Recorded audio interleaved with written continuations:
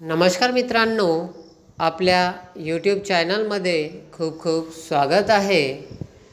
तुम्हाला जर माझा व्हिडिओ आवडला असेल तर सबस्क्राईब करायला विसरू नका.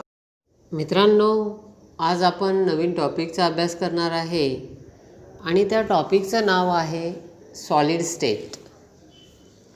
सॉलिड स्टेटचा अभ्यास करताना आपल्याला काही बेसिक गोष्टीचा अभ्यास करावा लागेल आणि त्या बेसिक गोष्टीमधील महत्त्वाचा पॉईंट्स आहे मॅटर्स.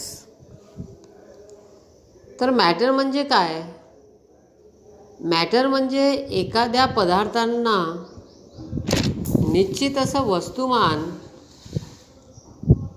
आणि व्यापलेली जागा हे निश्चित असतं, त्याला मॅटर असं म्हटलं जातं. यावरून डेफिनेशन अशी म्हणता येईल आपणास, any substance have the definite mass म्हणजे निश्चित वस्तुमान and occupy the space is called as matters. Classifications of matters are on the basis of physical state. म्हणजेच मॅटरचं 3 प्रकार पडले जातात. त्यामधला पहिला जो प्रकार आहे तो आहे सॉलिड स्टेट, दुसरा प्रकार आहे लिक्विड स्टेट आणि तिसरा जो प्रकार आहे तो आहे गॅसियस स्टेट. तर सॉलिड स्टेटचा अभ्यास करताना आपल्याला अधिकाधिक अभ्यास करायचा आहे. तो पहिला क्लासिफिकेशनचा आणि पहिलं क्लासिफिकेशन्स आहे सॉलिड स्टेट. तर definitions of solid state are any matters has definite volumes and definite shape is called as solid state. म्हणजेच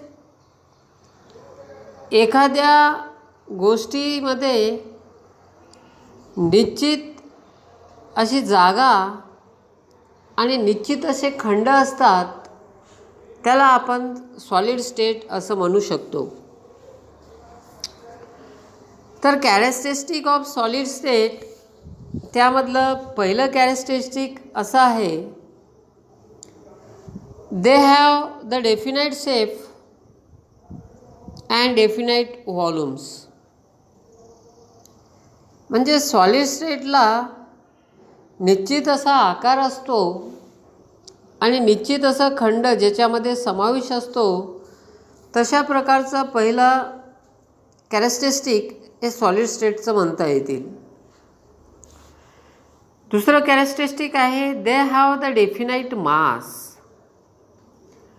म्हणजे सॉलिड स्टेटला निश्चित असं वस्तुमान असतं, म्हणून त्याला हे दुसरं कॅरेक्टरिस्टिक असं म्हणता येईल.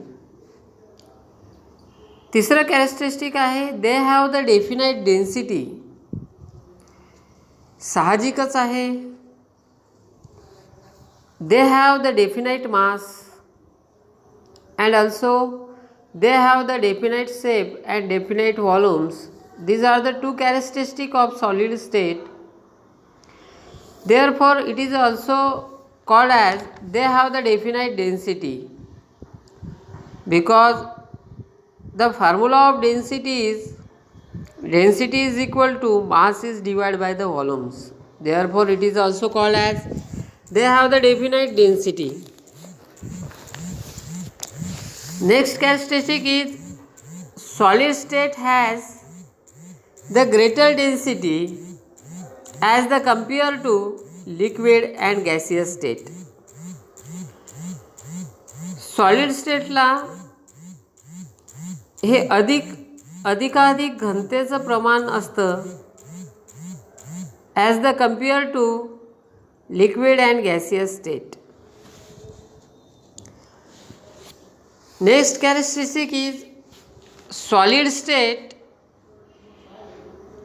मध्ये 3 प्रकारचे कॉन्स्टिट्यूट पार्टिकल असतात. ते 3 पार्टिकल म्हणजे ॲटम्स, मॉलिक्युल्स, आयन्स. त्यानुसार आपल्याला असं म्हणता येईल, in solid state there are the 3 type of particles. First is atoms, second is molecules and third is ions. Next characteristic is intermolecular force of attractions between the constituent particles is more stronger as the compared to liquid and gaseous state. These are the some characteristic of solid state.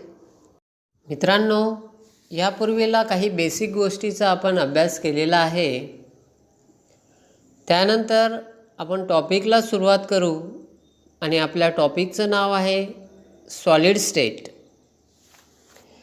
या टॉपिकमध्ये आपल्याला अभ्यास करायचा आहे type of solids. There are 2 type of solids, namely crystalline solids and amorphous solids.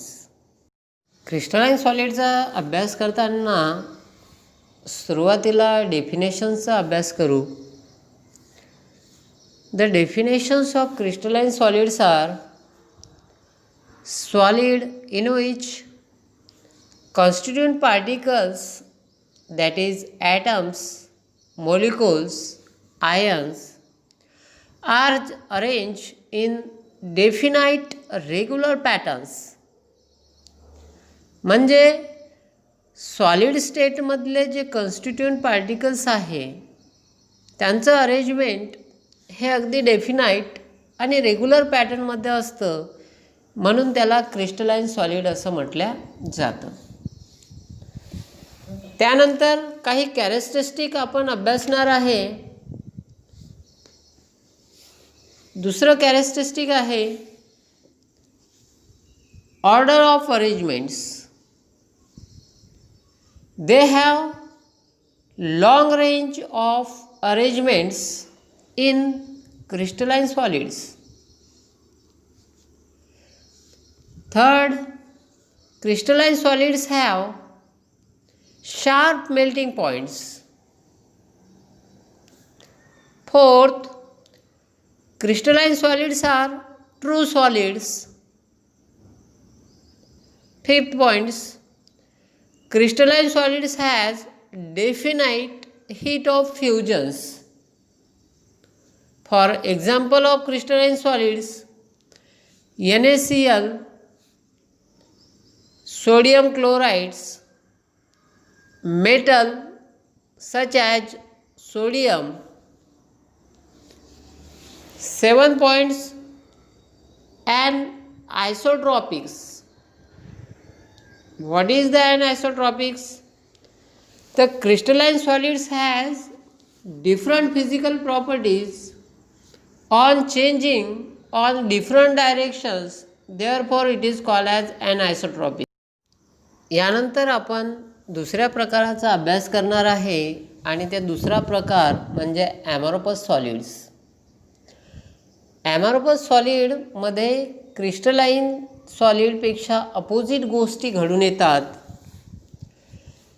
The definitions of amorphous solids is solid in which constituent particles, that is atoms, molecules, ions, are arranged in random patterns, is called as amorphous solid. Crystalline सॉलिडपेक्षा amorphous solid हा संपूर्णपणे opposite दिसत आहे, कारण crystalline सॉलिडमध्ये definite regular pattern असतो आणि amorphous सॉलिडमध्ये हा रॅन्डम पॅटर्न असतो. Next point is order of arrangements. They have short range of arrangements. Third points, they do not have the definite melting points. Therefore, melting points are in range. Fourth point is, amorphous solid are known as pseudo-solid or supercool liquid. Means amorphous solid ला जेव्हा heat केल्या जातं तेव्हा तो काही प्रमाणात soft होतो आणि सॉफ्ट झाल्यानंतर तो थोड्या प्रमाणात फ्लो होतो, म्हणून त्याला सुडो सॉलिड और सुपर कूल लिक्विड असं म्हटलं जातं. Next point, they do not have the definite heat of fusions. Some example of amorphous solids are plastics, glass, rubber. Next point, they are isotropic in nature. Isotropic means the physical properties is same when we move the different directions. मित्रांनो, या पॉईंट्सवरून आपल्याला काही homework करता येईल. त्यामधला पहिला प्रश्न असा राहील, डिफाईन क्रिस्टलाइन सॉलिड्स. दुसरा प्रश्न असा राहील, डिफाईन द ॲमॉर्फस सॉलिड्स. आणि तिसरा प्रश्न आपणास या पद्धतीनं अभ्यासता येईल, write a difference between the crystalline solids and amorphous solids.